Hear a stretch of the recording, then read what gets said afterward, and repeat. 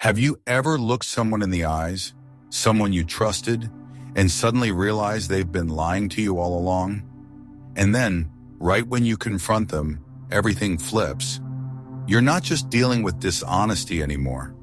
You're dealing with manipulation. She doesn't apologize, she doesn't explain. Instead, she gets smarter, colder, and more strategic, because now she knows you know. This is where most men lose themselves. By reacting, by arguing, by trying to fix what was designed to confuse them. But the Stoics knew better. They didn't fight fire with fire. They stepped back, stayed silent, and let the truth reveal itself. That's what this video is about. 6 cold tactics a manipulative woman uses the moment her lies are exposed, and how you can stay grounded, detached, and in full control.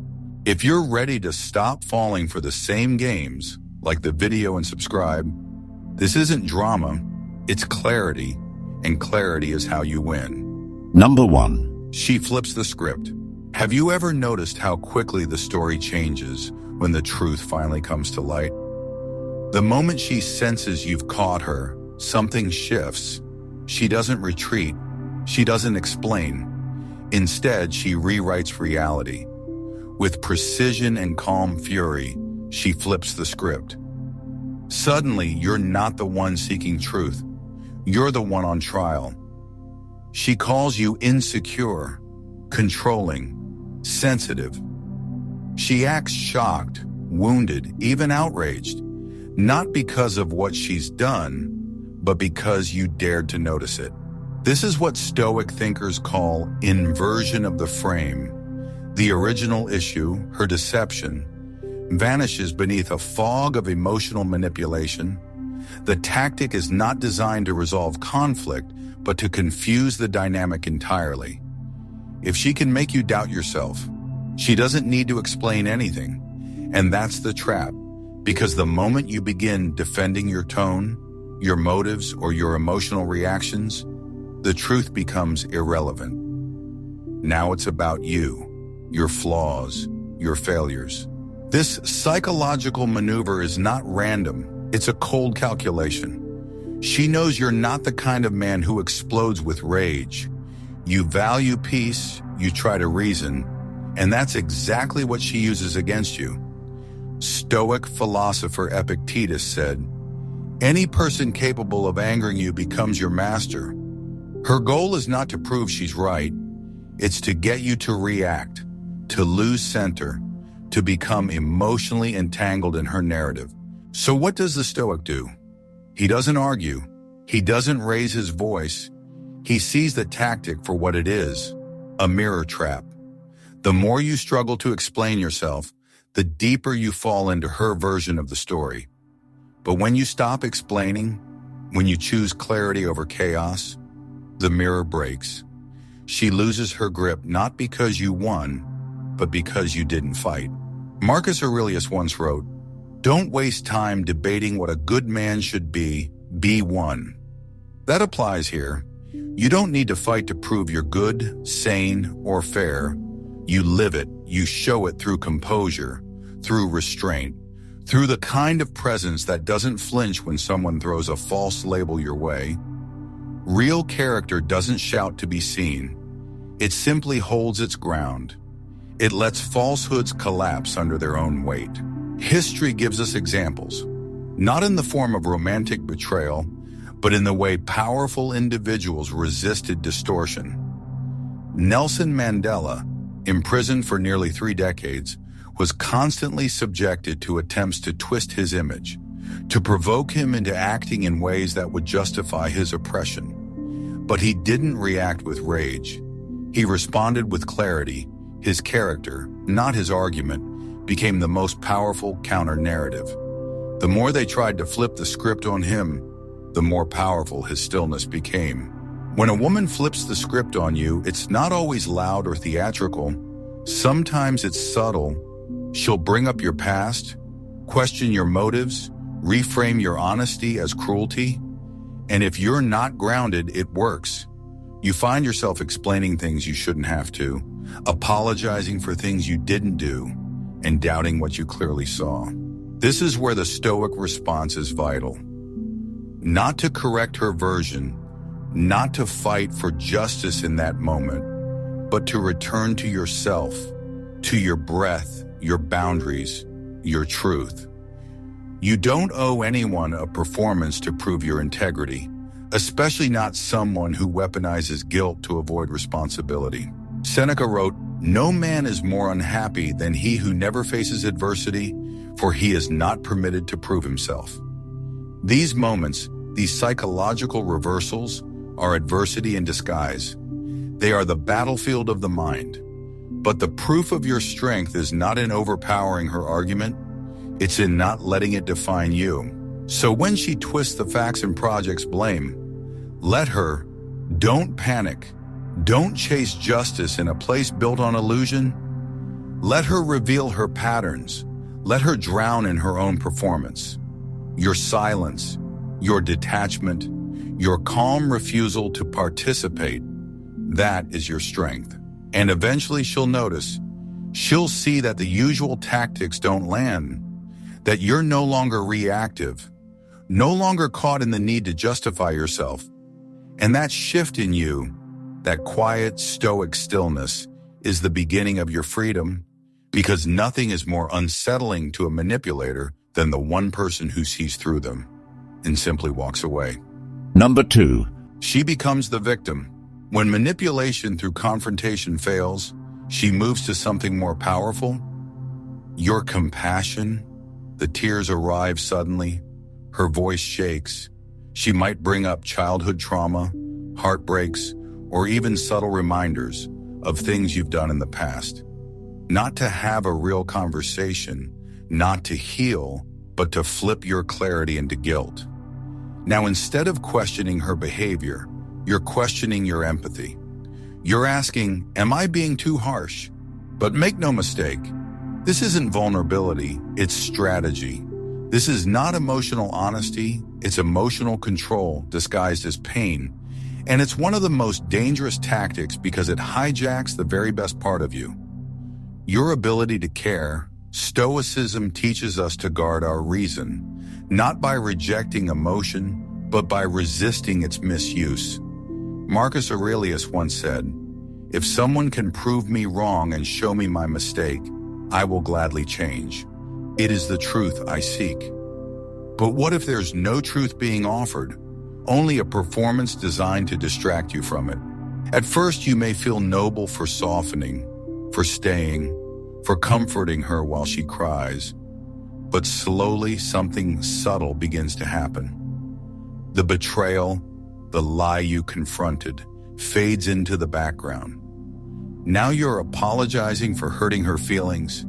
You're offering reassurance to the very person who broke your trust, and your boundaries begin to dissolve. Not because you forgave, but because you were manipulated into forgetting. Seneca warned, "He who suffers before it is necessary suffers more than is necessary." And in moments like these, your suffering isn't noble. It's unnecessary. It doesn't arise from justice. It comes from distortion. You are not cruel for asking for honesty. You are not heartless for holding someone accountable. But a manipulator knows guilt is often more effective than rage. And if they sense that guilt can control you, they'll use it until you mistake chaos for compassion. This tactic is especially effective on men who were raised to fix, protect, or absorb emotional responsibility. If you're someone who believes in second chances, who values peace over pride, who wants to help, this strategy is engineered for you, and that's why it works. Not because you're weak, but because you're strong in the exact way that makes you vulnerable. Yet the Stoic doesn't shut off emotionally. He sharpens emotionally. He sees the tears, but doesn't get swept away in them. He listens, but doesn't lose the thread of truth. He offers compassion, but never at the cost of clarity. Because compassion is not self-betrayal, you can acknowledge someone's pain without allowing it to erase the reality of their actions. Look at Fred Rogers, the gentle, soft-spoken man who created Mr. Rogers' Neighborhood. He wasn't a Stoic by name, but he lived the core principles. He showed boundless empathy, but he didn't enable manipulation. He listened deeply, even to those who hurt, but he never allowed pain to distort truth. That's the model, not emotional coldness, but emotional clarity, being grounded enough to care without collapsing. So what do you do when she turns the spotlight from deception to despair? You pause, you breathe, you hold space, but not illusion. You remind yourself, sympathy is a gift, not a debt. You can care without caving. You can support without surrender. And you can still stand in truth, even when someone's crying in front of you. Because real strength isn't just emotional control, it's emotional honesty. Stoicism isn't about becoming numb, it's about becoming wise. And when someone uses emotion to sidestep accountability, that's not a cry for help. It's a test of your awareness. And that test is sacred. Fail it, and you abandon yourself. Pass it, and you preserve your peace.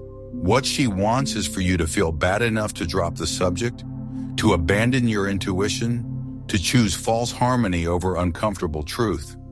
But what you must remember is this: silence in the face of manipulation is not compassion, it's surrender. And surrender, when undeserved, creates not resolution, but permission.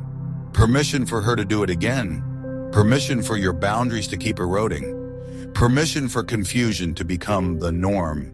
But when you respond like a Stoic, not cruelly, not reactively, but clearly, you don't just protect yourself, you teach her something, too.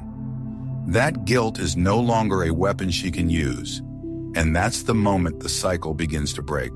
Not with a fight, not with a speech, but with quiet, anchored clarity, the kind that sees through tears and stays rooted in truths. Number 3. She turns others against you. When direct confrontation fails and guilt no longer keeps you silent, she escalates to something darker. Your reputation, quietly, strategically.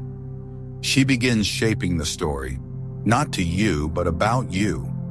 She tells friends half-truths.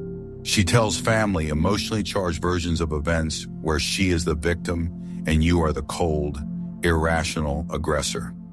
You haven't just lost her trust, you're losing the room. This is what modern psychology calls reputation manipulation, but the Stoics knew it long before it had a name. Seneca wrote, "It is not the man who has too little, but the man who craves more, that is poor." In her case, it's not material wealth she craves, it's control. And when she no longer controls your mind, she'll try to control how others see you. At first, it seems subtle. You notice a cold shift in how people talk to you, fewer messages, less warmth. You can't quite put your finger on it, but something's off. That's by design, because she doesn't launch an open attack. She plants seeds of doubt, quiet comments like, "He's been really different lately," or, "I just don't feel safe being honest around him." These are phrases designed to sound innocent, but they are sharp, surgical, designed to frame you as the unstable one, while she plays the wounded observer. And the more you try to explain yourself, the worse it gets. The more you try to prove your side, the more you look defensive, and that's the genius of the tactic. It makes your truth sound like an overreaction, while her story sounds calm, reasonable, and quietly tragic. Marcus Aurelius said, "The best revenge is to be unlike him who performed the injury." In this case, the best defense is to become unlike the manipulation trying to define you. The Stoic doesn't campaign for his reputation. He lives in such a way that truth eventually reveals itself. That doesn't mean silence in the face of slander. It means choosing your words with care, responding not to every accusation, but only when it matters, and always from a place of calm power, never emotional desperation. Think of Oprah Winfrey. At the height of her career, she faced a public smear campaign during a legal dispute that attempted to paint her as dangerous and irresponsible. But she didn't fight back with emotion. She stood with facts, calm dignity, and inner alignment. She let time and integrity do what shouting never could, reveal the truth without needing to perform it. This tactic hits hardest when your identity is tied to your image. If your sense of self depends on how others view you, this strategy will consume your peace. But Stoicism severs that link. You are not your reputation. You are your character, your discipline, your daily choices. No rumor can touch that unless you let it. So what should you do when she turns others against you? First, stop chasing their validation. Those who know your essence will stay. Those who don't were never really yours. Second, don't try to correct every lie. It'll drain your soul. Instead, return to principle. Show up to your own life with clarity, with purpose, with restraint. In time, manipulation always collapses under its own weight. Seneca reminds us, time discovers truth, not arguments, not retaliation, time.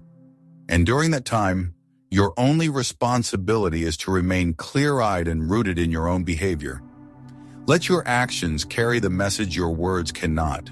When someone tries to ruin your name, they are betting on your reaction. They want you to lose composure, to make them look justified. But the Stoic knows composure is the message. The less you defend, the more powerful your truth becomes. The quieter you get, the more their noise starts to echo into nothing. This is not about letting people walk over you. It's about refusing to dance with distortion. If you must speak, do so with discipline. If you must walk away, do so without slamming the door. And if you must clear your name, do it not to prove anything, but to stay aligned with your own standard of truth. In the end, your peace comes from knowing who you are, not who she says you are. And no matter how loud the lies get, a man grounded in principle doesn't tremble. He doesn't chase crowds. He doesn't panic when misunderstood. He stays where truth lives, in quiet, in action, in himself. Number 4. She amplifies intimacy strategically. When confrontation no longer works, when guilt no longer controls you, and when turning others against you fails to break your clarity, she shifts, and this shift feels different, softer, calmer, even comforting. Suddenly, she's affectionate again, more present, more emotionally available. She brings back the warmth you missed, the shared rituals, the private jokes, the softness that once made you stay. But this isn't healing, it's strategy. This is what Stoicism would call a return to illusion. It feels like connection, but it's a test to see if your boundaries are real or temporary, a test to see if you can be pulled back in not through pressure, but through pleasure. Because she knows something. Pain may push you away, but comfort can keep you trapped. When she becomes more loving, more sexual, more emotionally tuned in, it's not always because she's changed. It's because you have. You're awake now, aware, cautious, and she knows if she wants to stay in control, she can't fight you head on. She has to soothe you back into sleep. Marcus Aurelius warned, "Be not carried along like a puppet by each desire." When a manipulative person senses she's losing control, she doesn't always escalate the drama. Sometimes she removes it completely. She pulls you in with peace, with kindness, with a version of herself that feels new, but is actually just another costume. Nothing has been addressed. The lie you caught her in still hangs in the air. The manipulation, the gaslighting, the emotional chaos. None of it has been named, but the touches return. The smiles, the texts late at night saying, "I miss you." This is not reconciliation, it's redirection. It's not about fixing what was broken, it's about resetting the balance of power without having to take responsibility. Seneca said, "A gift consists not in what is done or given, but in the intention of the giver." You must ask, what is the intention here? Is this intimacy a bridge back to truth or a curtain pulled over it? if she cannot acknowledge the damage, but still wants access to your body, your time, your attention. That is not love. That is strategy. And it works not by confrontation, but by disarming you. And that's why this tactic is so effective. Because it doesn't feel like manipulation. It feels like home, like safety, like things are going back to normal. But normal is how you got lost. Normal is where the lies lived undisturbed. And the more you sink into that comfort, the more your mind starts rewriting the past. Suddenly, maybe it wasn't that bad. Maybe she didn't mean it. Maybe this version of her is the real one. But the Stoic doesn't drift into fantasy. He stays anchored in what is. He knows that comfort without truth is seduction, not resolution. That affection without accountability is an attempt to blur, not to build. You can enjoy someone's presence, but if you sacrifice your clarity to keep that feeling alive, you are no longer in a relationship. You are in a performance, and you're no longer the audience. You're the actor.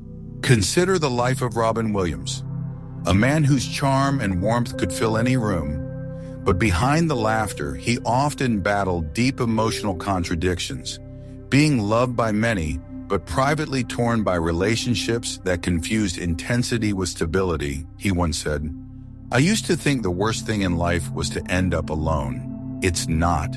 The worst thing is to end up with people who make you feel alone."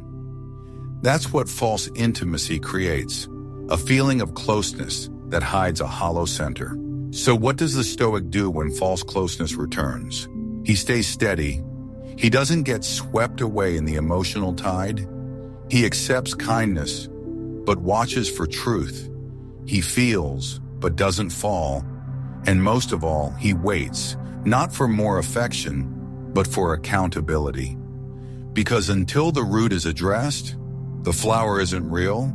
It's decoration, and real love isn't decorative. It's clear, honest, brave. In the end, the Stoic doesn't fear connection. He fears delusion. He welcomes affection, but never at the cost of his clarity, because he knows the one who truly loves you won't seduce your silence. She will honor your truth, even when it's uncomfortable. Number 5. She pretends nothing happened. Perhaps the most chilling tactic of all is silence. Not the Stoic kind rooted in clarity, but the manipulative kind rooted in denial. She doesn't scream, she doesn't cry, she doesn't even justify. She simply carries on, as if the betrayal never happened, as if the lie you uncovered was just a bad dream. Breakfast is made, messages are sweet, the routine continues, and that's exactly the point. She is testing not your forgiveness, but your memory. She is betting on your desire for peace, hoping that your exhaustion outweighs your clarity. And if you choose to go along with this false calm, she wins, not by force, but by omission. This is what we call calculated normalization. It's a psychological tactic where someone acts so normal that you begin to question whether the truth ever mattered at all. And if you're not grounded, you'll fall into the most dangerous kind of forgetting, the kind that feels like healing, but is really suppression. Marcus Aurelius once asked, "If someone is able to show me that what I think or do is not right, I will happily change, for I seek the truth, by which no one was ever truly harmed." But that requires both people to seek the truth. When one refuses to even acknowledge it, the burden of sanity falls entirely on you. You see, the tactic here is avoidance, but disguised as stability. She doesn't fix what was broken.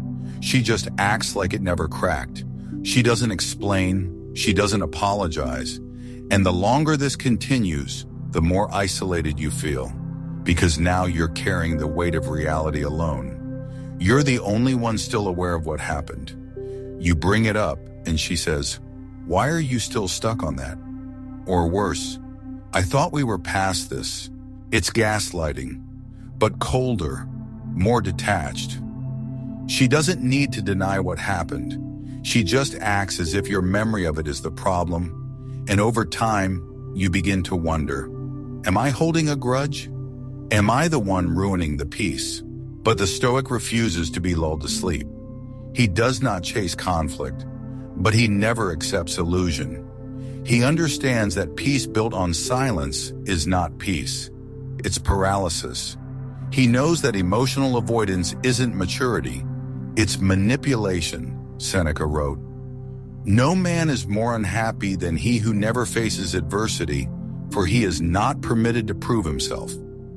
A Stoic doesn't need constant conflict, but he also doesn't ignore adversity when it arrives. He faces it, names it, learns from it. This tactic especially traps those who are conflict avoidant. If you grew up believing that keeping the peace is more important than telling the truth, this strategy will tempt you. It will whisper, let it go, don't rock the boat, things are finally calm. But what you must ask is, at what cost? Look at Maya Angelou, a woman who faced profound betrayal, discrimination, and silence from the world around her. She once said, there is no greater agony than bearing an untold story inside you. She knew that silence in the face of truth doesn't protect, it poisons. And that pretending nothing happened doesn't create harmony, it breeds resentment. So what does the Stoic do when the other person simply erases the past? He doesn't scream, he doesn't force a confession. He makes peace with knowing that truth does not need mutual agreement to exist. It just needs one person to honor it, and that person will be him. He stops seeking acknowledgement from the one who refuses to give it. Instead, he creates emotional distance, not with anger, but with resolve. He doesn't play the part in a story that skips over the truth. When she pretends nothing happened, he doesn't pretend with her. He remains kind, but no longer available in the same way. He shows up less, speaks less, responds less, not to punish, but to protect, because to stay fully present in an environment where truth is denied is to abandon the self. In the end, pretending nothing happened doesn't make the pain go away. It just makes it harder to name. And the Stoic lives by names, by words, by clarity, not to cling to pain, but to understand it and to be transformed by it. And so he walks, not always out the door, but always back to his own center, where the truth still lives, even if no one else is willing to say it out loud. Number 6, she tests your limits subtly. When every tactic has been exposed, when the lies have been confronted, the guilt has worn thin, the smear campaign didn't work, and false intimacy failed to distract you, she turns to one final tool. Subtle tests. Small, almost invisible violations of your boundaries. Little jabs, minor infractions, moments you're meant to overlook. But these are not accidents, they are deliberate. She may interrupt you when you speak. She might cancel a plan at the last minute just to see how you react. She might forget something you clearly expressed was important to you. Not to destroy the relationship outright, but to quietly chip away at your dignity, to check if the wall you've rebuilt around your self-respect is real or just temporary. This is what the Stoics would call a test of presence. Because at this point, she knows she can't overpower your clarity with chaos, so she attempts to bypass it with fatigue. The goal isn't to provoke you into rage, it's to lull you into tolerance, to see how much disrespect you'll absorb before you finally withdraw. Marcus Aurelius wrote, "The impediment to action advances action. What stands in the way becomes the way."